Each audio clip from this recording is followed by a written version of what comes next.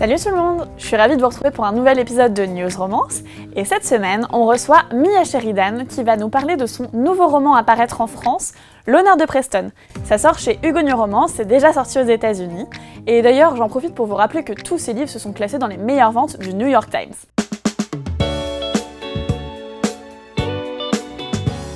Avant d'accueillir Mia, on va passer à l'actualité de la semaine. Avis à tous les fans de Calendar Girl. Pour compléter votre collection, rendez-vous en 2018, puisque les épisodes de Calendar sortiront par saison. Et oui, 3 par 3, exactement comme aux États-Unis. Moi en tout cas, je vais les acheter parce que je tiens à les avoir dans ma bibliothèque. Et sinon, Jeanne Devreau, ça vous dit quelque chose? C'est l'auteure de Close Up, une jeune auteure française, et elle revient elle aussi en 2018 avec une nouvelle série. Moi je serai au rendez-vous et j'espère que vous aussi. Maintenant, on va accueillir notre invitée de la semaine, Mia Sheridan. Salut Mia, merci d'être avec nous aujourd'hui, comment ça va? I'm good, thank you for having me. Aujourd'hui, tu reviens avec un nouveau roman qui est empreint d'émotions entre les personnages de Preston et d'Analia. En quoi est-ce que cette roman se différencie des romans que tu as déjà écrits auparavant? I think the thing that makes this novel different than my others, and probably one of the bigger challenges, is that both of the characters sort of live in their heads a lot and are very internal type of characters. And so, you know, to draw them out and have them fight for what they really wanted was a challenge for them and for me to convey. So I would say that makes it a little bit different than my other stories. Archer's Voice, Léo et Léo's Chain se sont vendus à plus de 50 000 exemplaires en France. D'ailleurs, félicitations pour ce beau succès. Je remarque que les titres de tes romans se focalisent beaucoup sur les personnages masculins. Est-ce que ce sont eux que tu développes en premier avant de créer tes personnages féminins? Not necessarily. I think that I generally title the books with the male characters' names, mostly because of my the theme of my books is the sign of love, which are based on the astrological signs, and most of those legends have to do with the male character, and so I tend to name my books accordingly. But I think that both of my characters, my hero and my heroine, get equal billing as far as their emotional journeys and the parts they play in each other's healing. Ok, merci beaucoup Mia. Maintenant, on va passer à notre premier jeu, le fameux pitch. Ok Mia, alors maintenant on va passer à notre premier jeu. Je te lis 3 pitchs de 3 romans et toi, tu devines de quoi il s'agit. T'es prête? Ready? Ok, premier pitch. Une journaliste financière accro du shopping s'endette sur des mois jusqu'au jour où elle perd son emploi. The Devil Wears Prada? Ah, c'est une bonne réponse, mais non, c'est pas ça. I don't know this one. Ah, c'était Confession d'une accro au shopping. Oh, I didn't see that one or read it. Tu auras peut-être plus de chance avec la prochaine. Allez, on va passer au deuxième. Une famille qui vit sur une colline balayée par les vents du Nord adopte un jeune bohémien. Des années plus tard, il va tomber amoureux de la fille de la famille et vouloir se venger de son frère qui va lui faire beaucoup de mal. Wuthering Heights, my favorite love story of all time. C'est ça, bravo. Allez, je te lis le troisième. La fille d'un ouvrier agricole migrant et le fils du propriétaire du domaine vont se rapprocher lors d'une nuit d'été et leur vie ne sera plus jamais la même. Sounds familiar. Is it called Preston's Honor? Je crois bien, oui. Est-ce que tu peux nous en parler un petit peu, s'il te plaît, Mia? Actually, you did a really good job of summing it up. This book is based on the legend of Gemini, which is the twins, hence Preston and Cole Sawyer. And they both kind of fall in love with her, but she, of course, only has eyes and a heart for Preston Sawyer. And so it's about the journey they both take, not only to, find the fight within, to fight for each other, but also to fight for themselves. Merci Mia.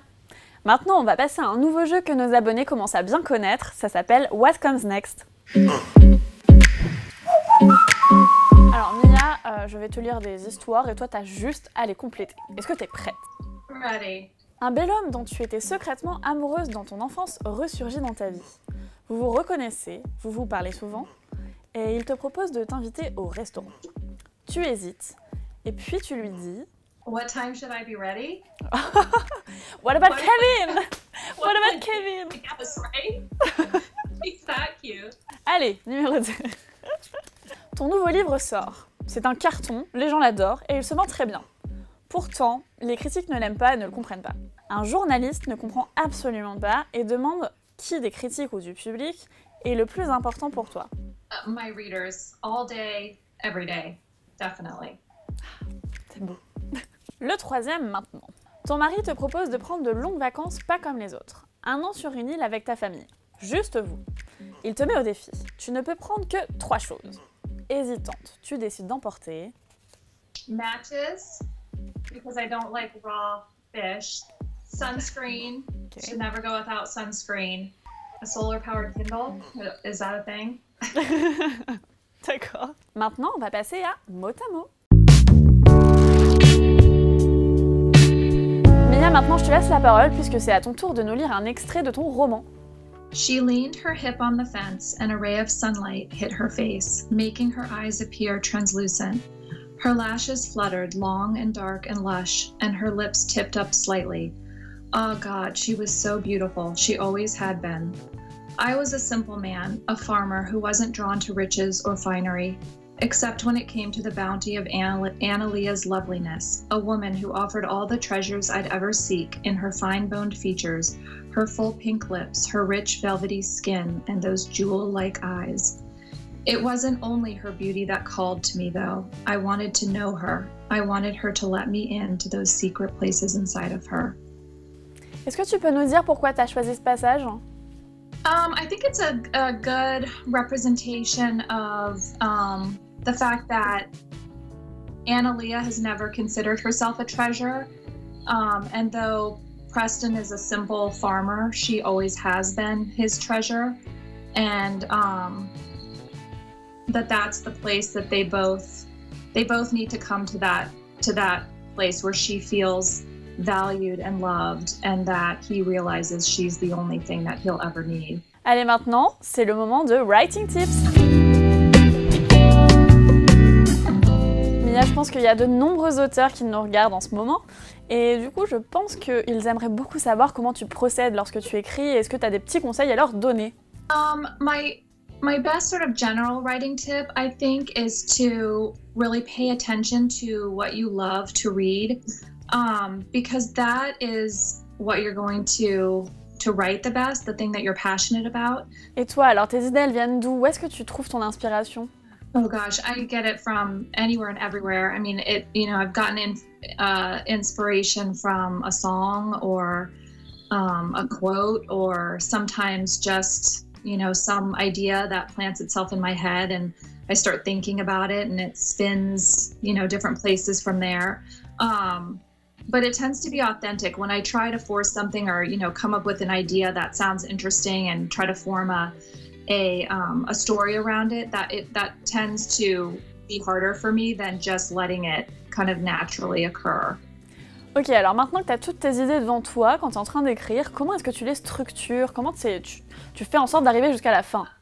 Once I come up with an idea, I sort of live with it in my head for a little while and kind of just, let my brain roam a little bit. And but then I do an outline. It's a pretty simple outline. It's basically just bullet points where, chapter 1, and I'll kind of write a couple words or paragraphs about what happens. And so I go all the way through the end so I know where I'm heading.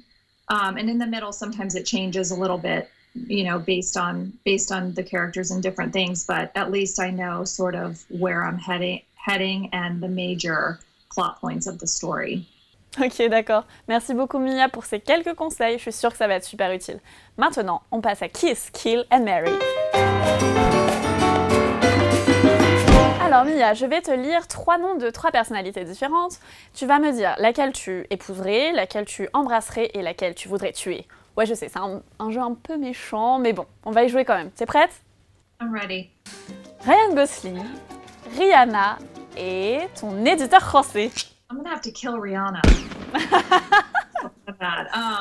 I'll marry Ryan Gosling and I will kiss my French editor. Ouh, il va voir ça, tu sais. Alors, on va passer à un deuxième trio, Ben Affleck, Nick Bateman, ou Bateman plutôt, et Christian Bale. You know what? I'm not liking Ben Affleck right now because of everything that went on with him and Jen. I know it's probably judgy since I don't know them, but I'm gonna kill him. And I'm gonna marry Christian Bale. I've always liked him, and so that leaves a kiss for Nick Bateman. Allez, troisième trio, je pense que tu les connais bien. Preston, Analia et Cole. I actually could have kissed, married, or killed Preston at many different points in the book. Marry Preston, kill Cole, and kiss Analia. Merci Mia, c'était notre dernier jeu, voilà. Maintenant, News Romance c'est fini. Donc est-ce que tu aurais un petit mot à adresser à tes fans? I just want to say thank you so much to each and every one of you. I'm so appreciative for you reading and for all the beautiful notes I receive, and I just adore each and every one of you. Merci Mia, nous aussi on t'adore. N'hésitez pas encore une fois à mettre un pouce bleu, laisser des commentaires, bref, faites ce que vous faites d'habitude. Et nous on se dit à la semaine prochaine. Salut!